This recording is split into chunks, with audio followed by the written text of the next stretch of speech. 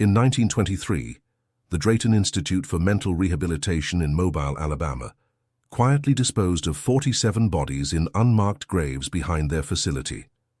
The pristine white buildings of the Drayton Institute stood like monuments to progress along Mobile Bay, their colonial columns and manicured gardens masking decades of systematic brutality. What began as Alabama's most celebrated psychiatric facility became a fortress of silence, where families surrendered their troubled relatives and never asked uncomfortable questions about the high mortality rates. The Drayton name, once synonymous with healing and hope, would eventually become whispered evidence of how respectability can shield the most horrific crimes. By the time investigators finally breached those walls in 1961, they found medical records that read like torture manuals and a legacy of suffering that reached into Mobile's most prominent families who had paid handsomely to keep their secrets buried alongside the bodies. The institution's reputation, Dr. Cornelius Drayton arrived in Mobile in 1889 with impeccable credentials from Johns Hopkins and a vision that would transform Alabama's approach to mental health treatment. The young physician, barely 32, carried letters of recommendation from some of the most respected alienists on the East Coast. His proposal was revolutionary for the Deep South, a private psychiatric facility that would treat mental illness with dignity, scientific rigor, and the latest therapeutic methods emerging from European medical centers. The Mobile elite embraced Drayton's vision immediately. Cotton merchants, shipping magnates, and plantation owners had long struggled with the embarrassment of mentally ill family members. The state asylum in Tuscaloosa was overcrowded, understaffed, and carried the stigma of housing paupers and criminals alongside the genuinely ill. Drayton promised something different, a discreet, elegant facility where Alabama's better families could place their troubled relatives without social shame. Construction began in 1891 on a sprawling 60-acre estate overlooking Mobile Bay. Drayton spared no expense, importing architects from Charleston to design buildings that resembled a prestigious university more than a medical facility. The main administration building featured soaring Ionic columns and marble floors. Patient cottages, disguised as charming antebellum homes, dotted the landscaped grounds. A private pier extended into the bay, where families could discreetly deliver patients without drawing public attention.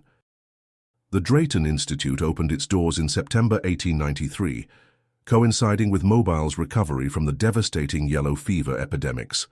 Local newspapers celebrated the facility as evidence of the city's progressive spirit. The Mobile Register proclaimed it a beacon of enlightened medicine that will attract patients and physicians from across the South. Dr. Drayton himself became a sought-after speaker at medical conferences, publishing papers on what he termed environmental therapy, the belief that beautiful surroundings and structured routines could cure even severe mental disturbances. From the beginning, the Institute cultivated an atmosphere of exclusivity. Admission required not only significant financial resources, but also personal references from existing patient families. The waiting list grew long, with some families paying substantial deposits years in advance to secure future placement. This selectivity enhanced the facility's prestige while ensuring that only the wealthiest, most connected families entrusted their relatives to Drayton's care. The medical staff reflected this elite status. Dr. Drayton recruited physicians primarily from northern medical schools, offering salaries that exceeded what most could earn in private practice. The nursing staff came exclusively from reputable training programs, many having worked at prestigious hospitals in Atlanta or New Orleans. Support staff lived on the grounds, creating an insular community that rarely interacted with Mobile's general population. Gaudiant amenities seemed luxurious compared to other psychiatric facilities of the era. Each cottage housed no more than 6 patients in private rooms, furnished with quality furniture and personal belongings from home. Meals were prepared by trained chefs, using ingredients from the Institute's own gardens and dairy. Patients could participate in structured activities, including music lessons, art classes, and supervised walks through the grounds. Family visiting hours occurred twice weekly in elegantly appointed reception rooms that resembled the parlors of fine southern homes. The Institute's medical approach emphasized what Dr. Drayton called restorative treatment. Rather than the harsh physical restraints and cold water treatments common elsewhere, Drayton advocated for therapeutic baths, massage, controlled exercise, and what he termed moral guidance, lengthy private sessions, where patients discussed their troubles with specially trained staff members. He published extensively about these methods, claiming remarkable success rates that attracted attention from medical journals across the country. Financial success followed quickly. By 1900, the Institute generated sufficient revenue to expand, adding a new wing for what Drayton called special cases, patients requiring more intensive supervision. The new building, constructed behind the main facility and screened by thick pine groves, housed patients whose conditions were deemed too severe or embarrassing for the main cottages. Families paid premium rates for this discreet placement, often doubling or tripling standard fees. Dr. Drayton's reputation extended far beyond medicine. He married Constance Whitfield, daughter of Mobile's wealthiest cotton factor, in 1895. The wedding, held at Government Street Presbyterian Church, was considered the social event of the decade. The couple built an elaborate mansion adjacent to the Institute grounds, hosting dinner parties that attracted governors, senators, and visiting dignitaries. Drayton served on the boards of Mobile's most prestigious institutions, the Chamber of Commerce, the Historical Society, and the exclusive Yacht Club. Professional recognition continued throughout the 1900s and 1910s. Drayton was elected president of the Alabama Medical Association in 1907 and served on the American Psychiatric Association's Ethics Committee. His papers on Southern approaches to mental health treatment were widely cited. Medical students from Tulane and Vanderbilt requested internships at the Institute, competing for positions that virtually guaranteed successful careers. The patient population grew steadily, reaching capacity of 120 by 1915. Typical cases included what families euphemistically termed nervous exhaustion, depression following childbirth, alcohol dependency, and behavioral problems in young adults. The Institute also housed a significant number of what records described as moral insanity, individuals whose behavior violated social expectations but didn't constitute obvious mental illness. This category included unmarried pregnant women, suspected homosexuals, and young people who rebelled against family expectations. Financial records from this period, later discovered in legal proceedings, revealed the Institute's extraordinary profitability. Average annual fees exceeded $2,000 per patient, equivalent to more than $50,000 in contemporary currency. Special cases paid considerably more, with some families contributing additional research donations that funded Drayton's expanding facilities and staff. The Institute maintained a substantial endowment, investing in mobile real estate and Southern Railroad stocks that appreciated significantly during the World War I economic boom. Staff turnover remained remarkably low throughout these years. Many nurses and attendants worked at the Institute for decades, developing fierce loyalty to Dr. Drayton and the institution's mission. This stability was unusual in psychiatric facilities where harsh working conditions typically created constant personnel changes. Former employees interviewed decades later invariably described the Institute as a special place where they felt proud to work. Several mentioned the exceptional benefits Drayton provided: housing, meals, medical care, and generous retirement packages that ensured their silence and loyalty long after leaving employment. By 1920, the Drayton Institute had become an integral part of Mobile's social and economic landscape. The facility employed nearly 200 people, making it one of the city's largest private employers. Local businesses competed for Institute contracts, supplying everything from furniture to food. The Mobile medical community regarded association with the Institute as a mark of professional distinction. Drayton's influence extended into state politics, where his recommendations on mental health policy carried considerable weight. The Institute's reputation seemed unassailable as it entered the 1920s. Patient families spoke gratefully of the care their relatives received. Medical colleagues praised Drayton's innovative approaches, Local civic leaders celebrated the institute as evidence of Mobile's progressive character. The beautiful buildings, manicured grounds, and discreet operations created an impression of benevolent professionalism that few questioned. Even state health inspectors, who visited annually, found little to criticize in the facility's impressive facade and carefully orchestrated tours.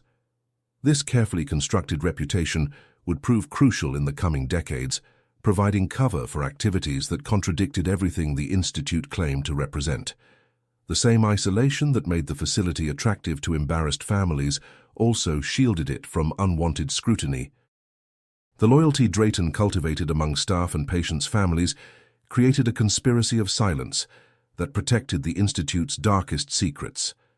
Most importantly, the social and economic power Drayton accumulated made questioning his methods professionally and socially dangerous for anyone who might have harbored suspicions about what really occurred behind the institute's elegant facade. Ignored signs. The first documented concerns about the Drayton Institute emerged not from medical professionals or government inspectors, but from an unlikely source, Reverend Samuel Warren of Mobile's African Methodist Episcopal Church. In the summer of 1901, Warren began inquiring about the unusually high number of burial permits issued for institute patients.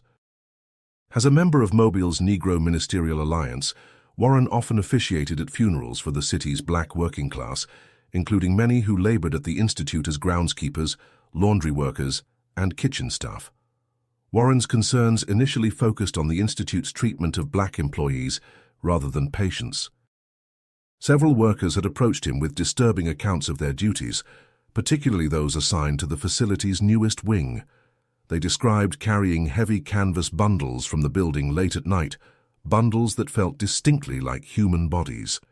When Warren questioned institute administrators, he was told these were medical waste and research materials being transported for proper disposal. Dr. Drayton personally assured Warren that all procedures complied with Alabama health regulations. The minister's investigation revealed troubling patterns in Mobile County death records.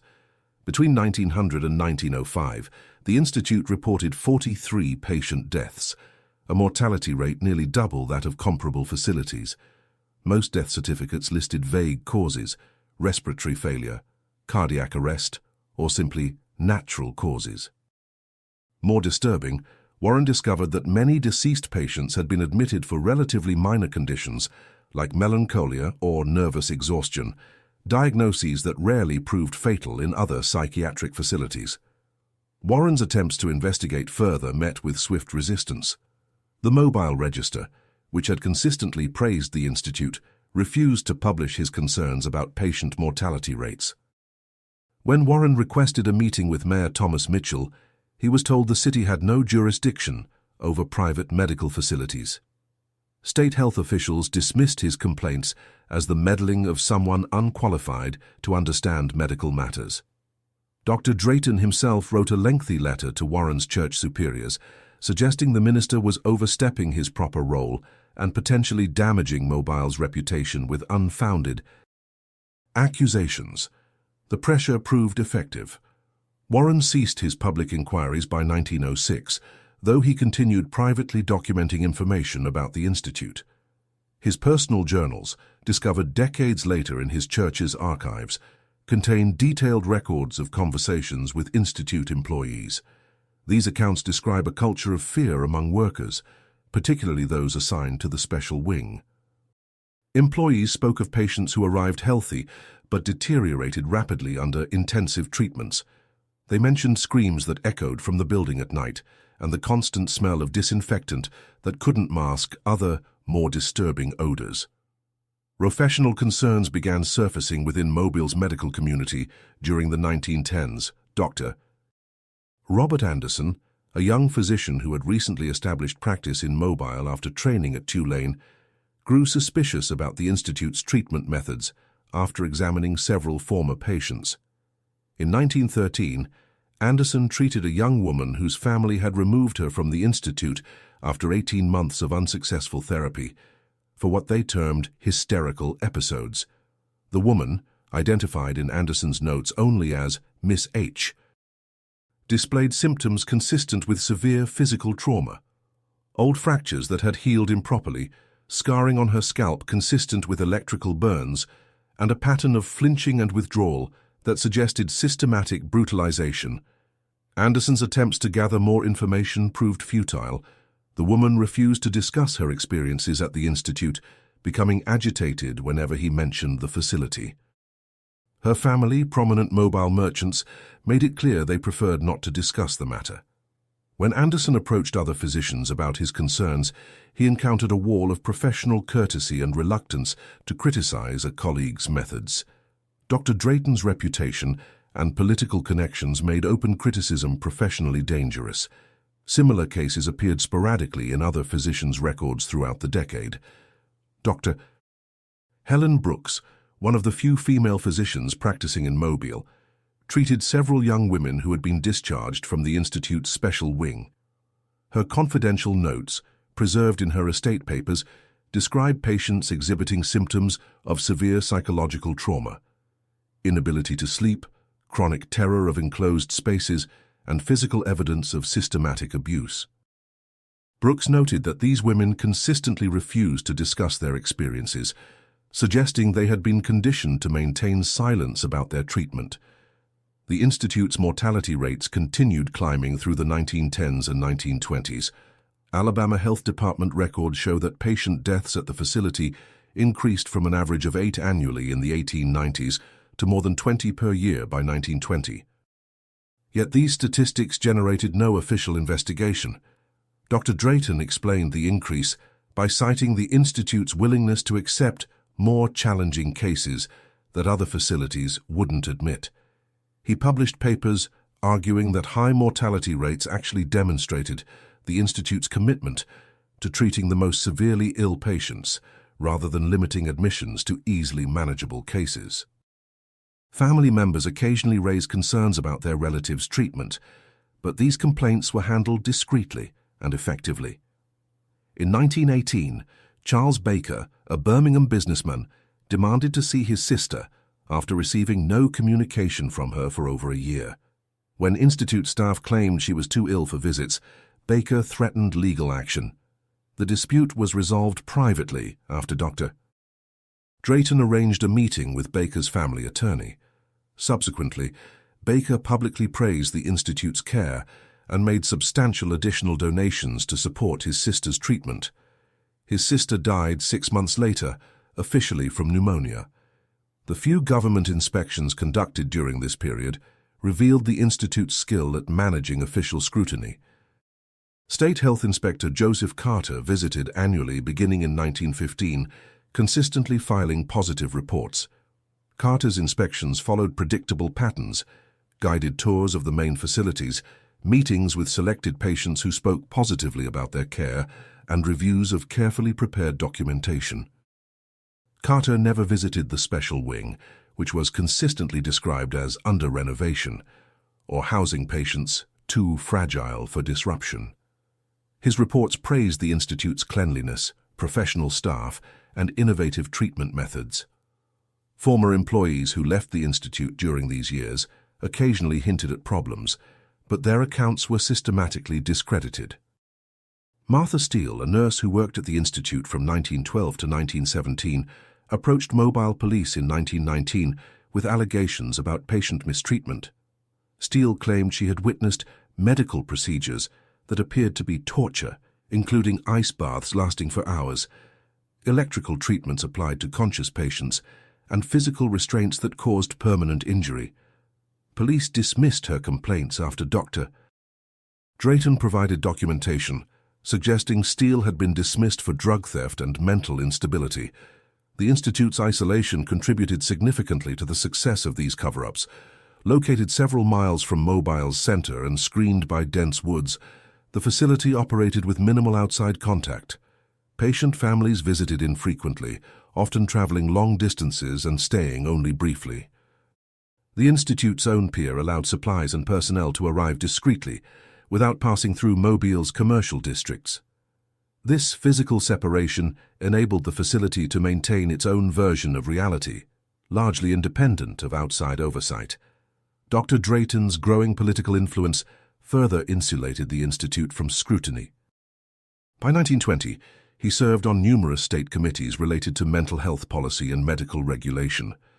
His recommendations shaped Alabama's laws governing psychiatric facilities, often in ways that reduced oversight requirements and expanded physician autonomy. Drayton's wealth and social connections made him a significant political contributor, ensuring access to governors and legislators who might otherwise have been receptive to complaints. About the institute, the medical profession's reluctance to investigate colleague misconduct created another layer of protection. Professional medical organizations prioritized maintaining public confidence in physicians over investigating specific allegations of wrongdoing. Dr. Drayton's reputation and contributions to medical literature made him a valuable member of the profession's elite. Questioning his methods risked undermining broader professional authority and prestige. Local media coverage remained consistently positive throughout this period. The Mobile Register and other newspapers regularly featured articles about the Institute's innovations and Dr. Drayton's achievements. Negative stories simply didn't appear, partly because the Institute's wealthy patient families included many of the same people who owned or influenced local publications. The conspiracy of silence extended beyond the medical profession to encompass Mobile's entire power structure. By 1925, a pattern of willful blindness had become entrenched around the Drayton Institute. Families continued seeking placement for troubled relatives, attracted by the facility's reputation and desperate for solutions to embarrassing problems. Medical professionals avoided asking uncomfortable questions about treatment methods or mortality rates. Government officials accepted superficial inspections and positive reports. Local media celebrated the Institute as evidence of Mobile's progressive character.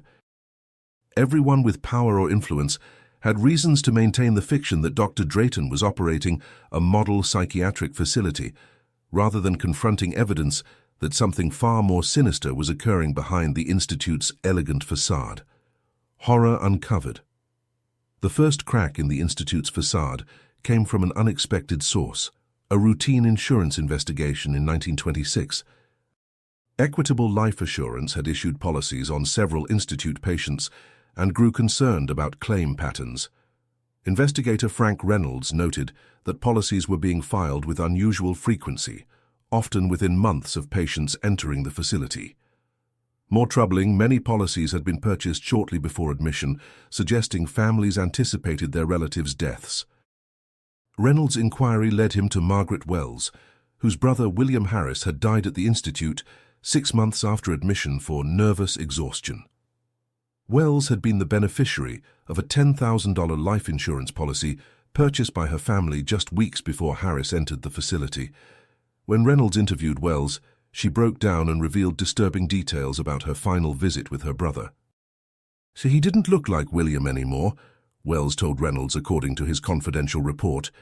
"He was thin as a rail, with scars on his head where they said he'd fallen. But William was coordinated. He never fell downstairs in his life. And his eyes, he looked terrified when I mentioned taking him home. He begged me not to make trouble, said they'd told him what happened to patients who caused problems." Wells's account prompted Reynolds to examine other recent deaths more carefully. He discovered a pattern of physical deterioration that seemed inconsistent with the mental health conditions for which patients had been admitted. Death certificates consistently listed immediate causes like heart failure or pneumonia, but Reynolds found evidence suggesting these were symptoms of broader physical trauma rather than natural disease processes. The insurance investigation attracted attention from Dr. George Mitchell, Alabama's newly appointed state health commissioner. Mitchell had been concerned about reports of high mortality rates at private psychiatric facilities and used Reynolds' findings to justify a comprehensive inspection of the Institute. Unlike previous perfunctory visits, Mitchell's team included forensic specialists and arrived unannounced in March 1927. The inspection team's initial findings seemed to confirm the Institute's reputation. Main facility buildings were immaculate, patient cottages comfortable and well-maintained. Staff members were professional and articulate about treatment methods. Selected patients spoke positively about their care. However, Mitchell insisted on examining the special wing, which had been off-limits during previous inspections. Dr. Drayton initially refused access, citing patient privacy and the disruptive effect of strangers on severely ill individuals. When Mitchell threatened legal action, Drayton relented, but insisted the inspection be limited and carefully supervised. What the team discovered in the special wing contradicted everything they had observed in the main facility. The building contained examination rooms equipped with devices that bore no resemblance to standard medical equipment. Metal tables featured leather restraints, showing extensive wear and staining. Electrical apparatus connected to modified dental chairs suggested procedures far removed from conventional psychiatric treatment. Most disturbing were the detailed records maintained for each special case patient. Dr. Edward Collins, the forensic specialist accompanying Mitchell's team, later described the records as documentation of systematic torture disguised as medical research. Files contained precise measurements of patients' responses to various stimuli: electrical current, temperature extremes, chemical injections, and physical trauma. Photographs showed patients in various stages of treatment, their expressions revealing terror and agony that contradicted any therapeutic purpose. One file particularly horrified the investigators. It documented 18 months of treatments administered to Dorothy Hughes, admitted for what her family described as melancholic tendencies following childbirth. The record showed a progression of increasingly severe interventions: prolonged cold water immersion, electrical stimulation of various body parts, injection of experimental chemical compounds, and eventually surgical procedures performed without anesthesia. The final entry, dated 3 days before Hughes's recorded death from respiratory failure, noted that subject no longer responds to standard stimuli. The investigators found evidence that the Institute had been conducting medical experiments on patients for over 2 decades. Dr. Drayton had corresponded with physicians in Germany and Austria, exchanging information about techniques for studying human responses to extreme conditions. Some letters discussed the potential military applications of research into pain tolerance and psychological breaking points. Others revealed Drayton's interest in eugenics theories and his belief that mental illness represented genetic deficiency requiring elimination. Atient admission records revealed a deliberate selection process for experimental subjects. Families were categorized based on their likely response to patient deaths. Those with significant political connections or aggressive personalities were assigned to the main facility, where treatment remained relatively conventional. Isolated families, those seeking to hide embarrassing relatives, or individuals with substantial life insurance policies were more likely to be housed in the special wing. The investigation team also discovered extensive financial records documenting payments from sources beyond patient families. The Institute had received funding from unnamed government agencies, pharmaceutical companies, and what records described as private research foundations. These payments were specifically designated for advanced treatment research and special case studies. The amounts involved were substantial, often exceeding the Institute's revenue from patient fees. As word of the investigation spread, former employees began coming forward with additional testimony. Anna Gilbert, who had worked as a night attendant in the special wing from 1922 to 1925, provided detailed accounts of what she had witnessed. Gilbert described patients being subjected to procedures that had no conceivable medical purpose: systematic beating, prolonged starvation, exposure to extreme temperatures, and psychological torture designed to break their will and capacity for resistance. Dr. Drayton would visit the special wing every evening around 10 o'clock, Gilbert testified to investigators. He'd go from room to room, taking notes and giving instructions for the next day's procedures. Sometimes he'd bring visitors, other doctors or men in expensive suits who didn't introduce themselves. They'd watch the treatments like they were attending a scientific demonstration.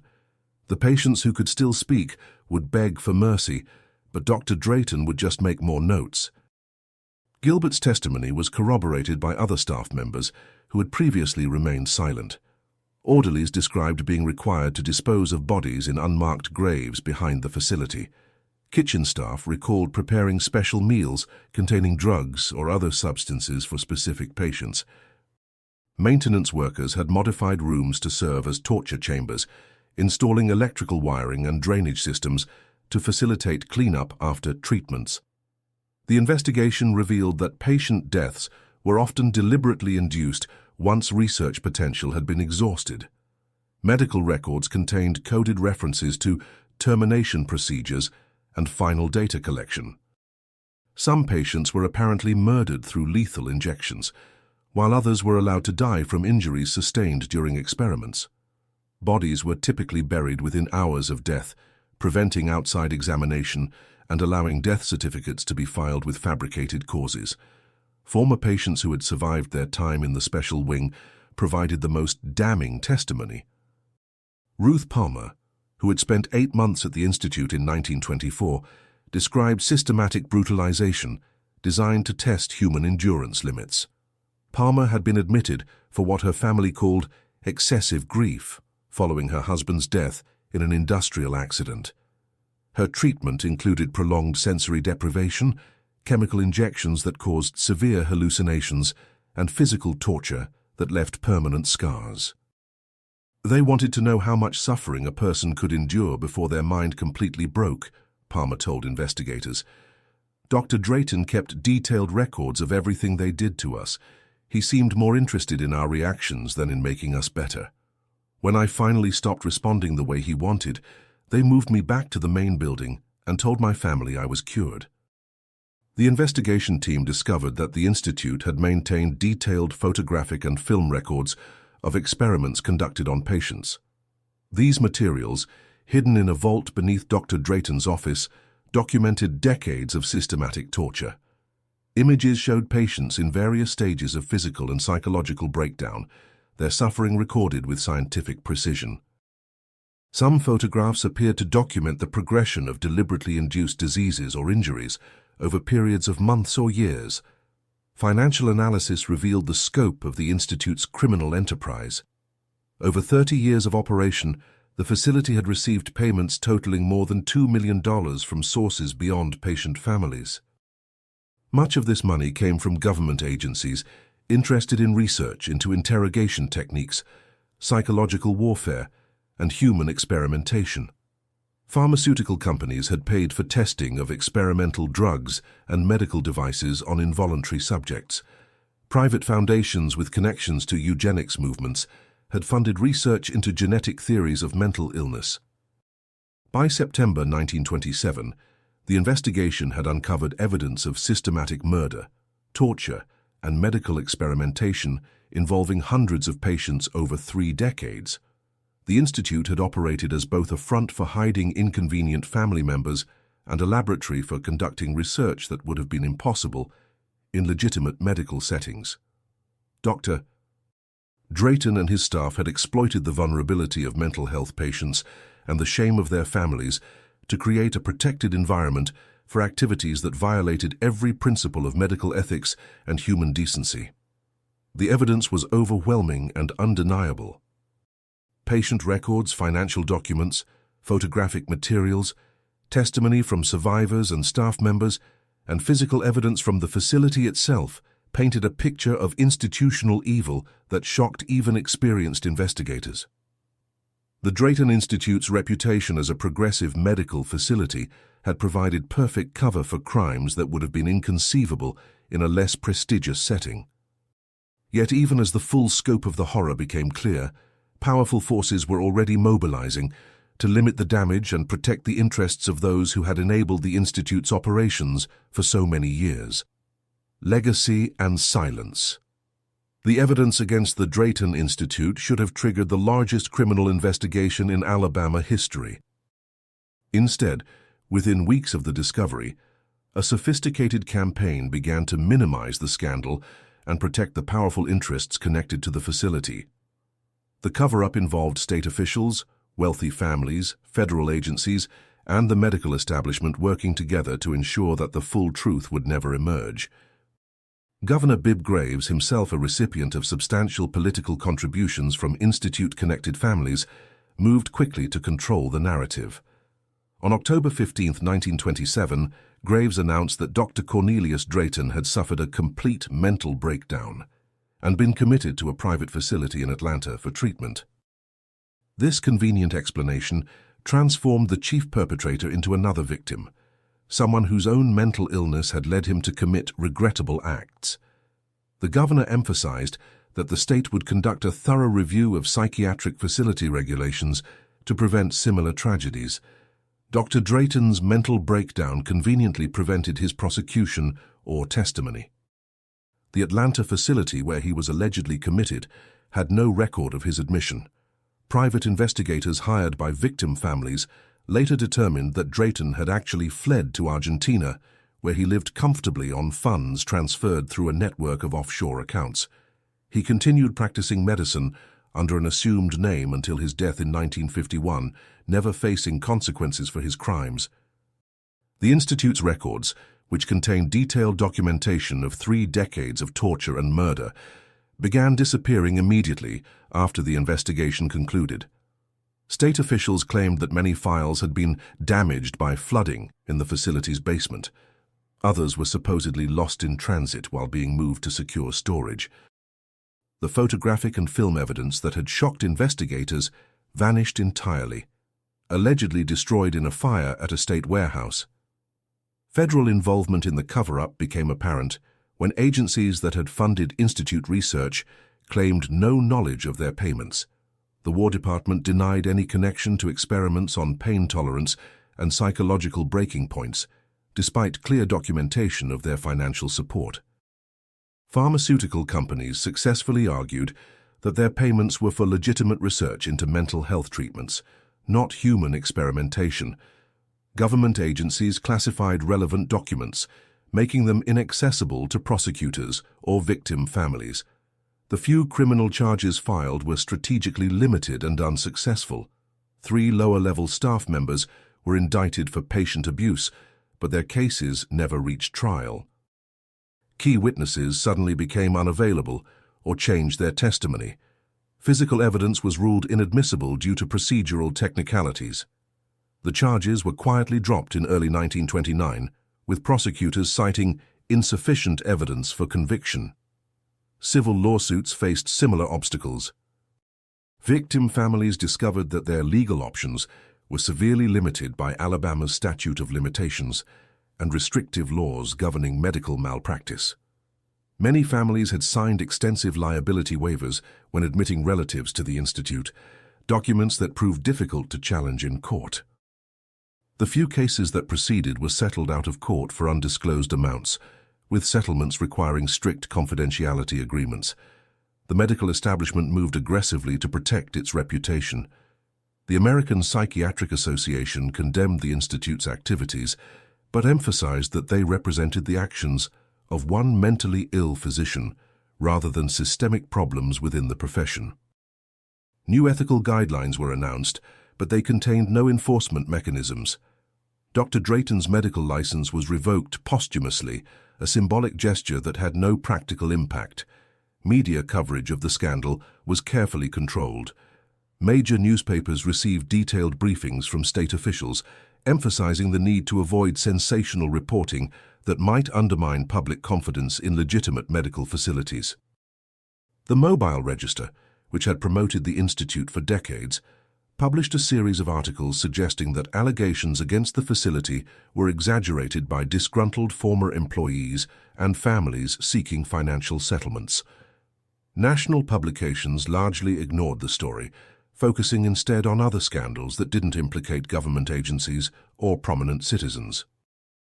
The Institute's patient families played a crucial role in maintaining silence. Many of the wealthiest and most powerful families in Alabama had relatives who died at the facility. Public acknowledgement of the Institute's crimes would have exposed their own complicity in placing vulnerable family members in danger.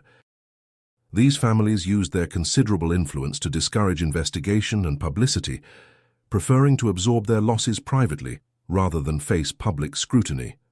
Some families went to extraordinary lengths to suppress evidence of their connection to the Institute. The Morrison family, prominent Birmingham industrialists, destroyed all correspondence and financial records related to their daughter's treatment and death at the facility. They moved her grave from the Institute's unmarked burial ground to their family plot, erecting a memorial that attributed her death to consumption rather than acknowledging her time at the facility. Survivor testimony, which had been crucial to the initial investigation, was systematically discredited. Many former patients found themselves facing renewed commitments to psychiatric facilities if they continued speaking publicly about their experiences. Others received financial settlements in exchange for signing agreements never to discuss their treatment. Ruth Palmer, whose testimony had been particularly damaging, was declared mentally incompetent by a court that relied on testimony from physicians with connections to the Institute. The physical facility itself was handled in a way that eliminated evidence while maintaining the appearance of appropriate action. The special wing was demolished in 1928, with state officials claiming the building was structurally unsound. However, the demolition was conducted so thoroughly that no evidence remained of the modifications that had enabled torture and experimentation. The main buildings were converted into a general hospital, operated by a Catholic religious order that emphasized the facility's new mission of healing and service. The unmarked graves behind the Institute presented a particularly sensitive problem. Exhuming bodies would provide forensic evidence of murder and torture, but it would also identify specific victims and create pressure for criminal prosecutions. Instead, the state declared the area a memorial garden and erected a monument honoring those who suffered from mental illness in an era of limited understanding. The bodies remained buried, their identities unknown, their manner of death officially unacknowledged. By 1930, the Drayton Institute scandal had been effectively erased from public memory. Official records portrayed it as a regrettable episode involving one disturbed physician, rather than systematic crimes enabled by multiple institutions. The few academic papers that mentioned the case described it as an example of how medical ethics had evolved beyond the primitive practices of earlier eras. The cover-up's success depended on the cooperation of everyone with knowledge of the Institute's activities. Staff members received generous severance payments and assistance finding employment elsewhere, contingent on their continued silence. Patient families were satisfied with private settlements and preferred to avoid public attention. Government agencies had classified their connections to the facility. Medical organizations had declared the episode closed and irrelevant to contemporary practice, yet the silence was never complete. Some survivors continued telling their stories, though they found few listeners. A small number of documents escaped destruction, preserved in private collections or forgotten archives. Rumors persisted in Mobile's black community, where Institute employees had shared accounts of what they witnessed. Occasionally, researchers investigating other topics encountered references to the Institute's activities, though these discoveries rarely led to broader investigation. The institutional mechanisms that had enabled the Institute's crimes remained largely intact. Private psychiatric facilities continued operating with minimal oversight. Government agencies maintained their interest in research that civilian institutions couldn't legally conduct. The medical profession continued prioritizing professional loyalty over accountability. Wealthy families still sought discreet solutions for embarrassing relatives. Dr. Drayton's techniques and research findings apparently survived his flight from Alabama. Investigators would later discover that many of the torture methods developed at the Institute appeared in interrogation manuals used by military and intelligence agencies. The research into psychological breaking points influenced the development of enhanced interrogation techniques used in subsequent conflicts. The Institute's work on drug-induced behavior modification contributed to programs that would later be revealed as part of illegal human experimentation projects. The true scope of the Drayton Institute's crimes may never be known. Conservative estimates suggest that over 400 patients died at the facility between 1893 and 1927, with at least half of those deaths resulting from deliberate murder or fatal injuries sustained during experimentation. Hundreds more survivors carried physical and psychological scars from their treatment. The financial cost of the cover-up including settlements, destroyed evidence and buried investigations, likely exceeded the profits generated by the Institute's criminal activities. The Institute's legacy extends beyond its direct victims to include the broader damage caused by institutional cover-ups. The successful suppression of evidence created a template for protecting powerful interests at the expense of justice and accountability. It demonstrated how medical authority, government power, and social prestige could combine to shield even the most horrific crimes from consequences. Today, the site of the Drayton Institute operates as Providence Hospital, a respected medical facility that serves Mobile's healthcare needs. Few staff members or patients know the building's history. The memorial garden remains, though its inscription provides no hint of why those buried there actually died. The beautiful buildings that once housed torture chambers now provide legitimate medical care, their architectural elegance masking the horrors that occurred within their walls. The families that enabled the Institute's operations have largely escaped historical accountability. Many remain prominent in Alabama business and politics, their ancestors' complicity in mass murder forgotten or deliberately ignored. The institutional structures that allowed the Institute to operate have evolved, but not fundamentally changed. Private psychiatric facilities still operate with limited oversight. Government agencies still fund research that raises ethical questions. The medical profession still struggles to balance professional loyalty with accountability. The victims of the Drayton Institute received no justice, no acknowledgement, and no memorial that honestly describes their suffering. Their families were bought off or intimidated into silence. Their stories were suppressed or discredited. Their bodies were buried in unmarked graves or moved to hide evidence of their fate. The conspiracy of silence that protected their killers proved more durable than any monument to their memory. If this story impacted you, if you stayed until the end, it's because you feel these hidden truths also need to be exposed. So leave in the comments the city you're watching from. This way we can see how far these stories are reaching. And subscribe to the channel. There are many other cases the world tried to forget. But we insist on remembering.